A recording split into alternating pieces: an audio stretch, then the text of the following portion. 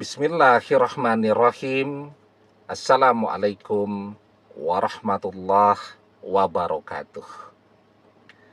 Bapak-bapak, ibu-ibu, mas-mas, mbak-mbak, khususnya adik-adikku sekalian yang dirahmati Allah dimanapun Anda berada. Kembali di IIP Channel bersama saya, IIP Wijayanto. Kali ini kita akan membahas tema, apakah jika mantan ditakdirkan menjadi jodohnya orang ketiga, dia masih bisa jadi jodohmu? Ya, ini pertanyaan yang banyak nih, ya. Saya hampir kalau ketemu orang itu yang rajin nonton channel saya itu kan, misal seperti Ramadan kemarin tuh, pengajian temanya tentang nuzulul Quran, ya, atau ngisi pengajian tentang iktikaf, ya. Jadi pada 10 malam menjelang Lebaran, ya. Jadi tema-tema pengajiannya kan mestinya tentang Lail Al-Qadar. Nah, tapi selesai pengajian itu selalu ada tuh yang tanya. Atau pada saat ngajinya itu ada yang tanya, Ustadz, apakah mantan yang sudah berjodoh dengan orang ketiga, artinya dia ditakdirkan menjadi jodohnya orang ketiga, masih bisa menjadi jodoh kita? Nah, itu kan. Saya jawab, bisa. Bahkan tidak cuma menjadi jodoh, menjadi jodoh sejatimu. Asal kita tahu apa yang harus kita lakukan. Gitu. Kita lihat nih, ha. Misal ada orang nih menikah. Kita lihat dengan mata kita. Bahkan semua orang bilang, wah, mereka sepertinya cocok banget ya. Bahkan wajahnya itu mirip. Wah, artinya jodoh banget. Semua orang komentarnya juga begitu. Tapi apa yang terjadi? Pernikahan berjalan misal 3 tahun, bercerai. Nah, kemudian masing-masing menikah dengan orang lain. Ya, padahal semua orang berkomentar, wah, mereka jodoh banget. Nah, gitu. Kenapa bisa terjadi demikian? Bisa jadi karena takdir jodoh mereka yang tertulis di Lauhil Mahfuz. Itu memang 3 tahun berjodohnya. Habis itu ya bercerai. Habis itu menikah dengan orang lain. Ya. Atau bisa jadi yang kedua, ada orang-orang yang doanya itu mustajab, yang menginginkan salah satu di antara mereka. Jadi misal ya, si wanita atau si istri, ada laki-laki yang doanya mustajab, yang menginginkan si wanita ini menjadi istrinya.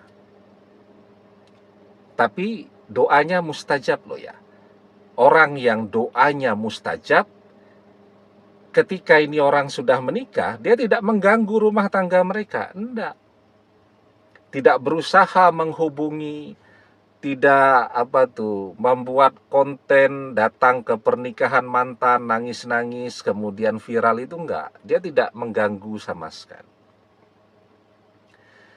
Tapi karena misal si wanita ini dulu sudah bertunangan dengan dia, atau paling tidak sudah berjanji untuk menikah dengan dia, tapi si wanita ini mengkhianati, ya, ketemu dengan orang yang menikah dengan dia itu, karena dilihat kaya, anak orang kaya, lebih ganteng pula, ya, tergoda.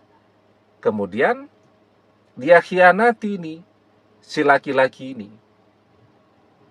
Nah, karena dia dikhianati, doanya kan jadi mustajab, jadi sangat kuat untuk orang yang sudah mengkhianatinya. Ya, dakwatul mazlumi mustajabah wa in kana fajiran fafujuruhu ala nafsi. Ya, dakwatul mazlumi mustajabah. Doa orang yang terzolimi itu adalah doa yang mustajab. Nah, jadi ada laki-laki nih yang doanya sangat kuat karena dia dikhianati. Meskipun ini sudah menikah, misal mereka ini sebenarnya ditakdirkan memang jadi jodoh selamanya, tapi ada orang yang sudah terlanjur pernah dia khianati dan tidak pernah mengikhlaskan dia.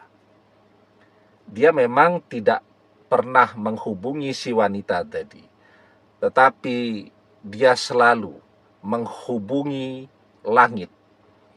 Dia selalu menaikkan doa-doanya ke pintu langit. Ya, padahal orang yang terzolimi itu doanya tidak perlu naik ke langit karena mereka sangat dekat dengan Allah. Wattaqi da'watal mazlum fa innahu laisa bainahu wa bainallahi hijab. Hati-hatilah dengan doa orang yang terzolimi karena sesungguhnya tidak ada hijab, tidak ada pembatas antara dia dengan Allah. Detik ini dia berdoa, detik ini juga Allah dengarkan apa yang menjadi doanya. Sangat mungkin detik ini juga Allah kabulkan doanya karena dia sangat dekat dengan Allah. Nah, mereka sudah berjodoh tuh sebenarnya selamanya, tapi karena ada intervensi doa dari orang yang pernah terzolimi tadi, takdir mereka jadi berubah. Ya, kenapa? Karena ada doa yang sangat kuat yang akan mengubah takdir itu. Doa itu satu-satunya ya yang bisa mengubah takdir manusia. Ya, la yaruddul qada'a illa du'a. Tidak ada yang bisa mengubah takdir. Tidak ada yang bisa menolak takdir manusia illa du'a, kecuali doa. Itu kenapa doa itu penting sekali. Laisa sayun akroma 'alallahi ta'ala minad du'a. Tidak ada yang lebih penting di sisi Allah daripada doa. Nah, ada doa nih dari seorang laki-laki yang pernah terzolimi, pernah dikhianati. Dia mengintervensi pernikahan tadi, tetapi tidak mengganggu. Tetapi dia intervensi dengan doanya. Maka takdir mereka berubah ketika doa ini Allah kabulkan. Dari seharusnya mereka berjodoh selamanya, jadi berjodohnya 3 tahun. Setelah mereka bercerai, si wanita itu nanti kebayang-bayang terus tuh wajah laki-laki yang pernah dia khianati.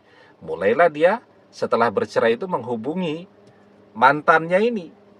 Nah, jadi dia tidak mengganggu rumah tangga orang, tetapi dia berdoa. Maka balik, menikahlah mereka. Nah, itu contohnya. Jadi, pertanyaannya tadi itu kan, apakah mantan yang sudah berjodoh dengan orang ketiga masih bisa jadi jodoh kita? Jawabannya bisa kan? Selama kita masih mau terus berdoa. Dan kalau dia sudah menikah, kita tidak mengganggu rumah tangga mereka. Karena kalau kita mengganggu rumah tangga mereka, ya kita akan menjadi tidak baik tuh dalam pandangan orang. Biarkan saja mereka. Nah, sekarang yang paling penting, kalau memang bagi kita, misal laki-laki nih ya, satu-satunya wanita di dunia itu cuma dia. Kan ada orang yang seperti itu. Biarpun dinasehati yang lain sudah, banyak wanita lain yang mau sama kamu tuh ganteng, pekerjaannya bagus, sarjana S2, S3 dan seterusnya. Tapi kan ada orang yang seperti itu, ya. Bagi dia satu-satunya wanita ya cuman itu. Nah, maka ya kalau memang demikian adanya, ya berdoa, minta kepada Allah. Ketika Allah kabulkan doa itu, maka takdir akan berubah. Jalan hidupnya akan berubah dari tidak berjodoh menjadi berjodoh selamanya, insya Allah. Demikian, semoga bermanfaat. Wallahu a'lam bissawab, billahi taufik wal hidayah. Assalamualaikum warahmatullahi wabarakatuh.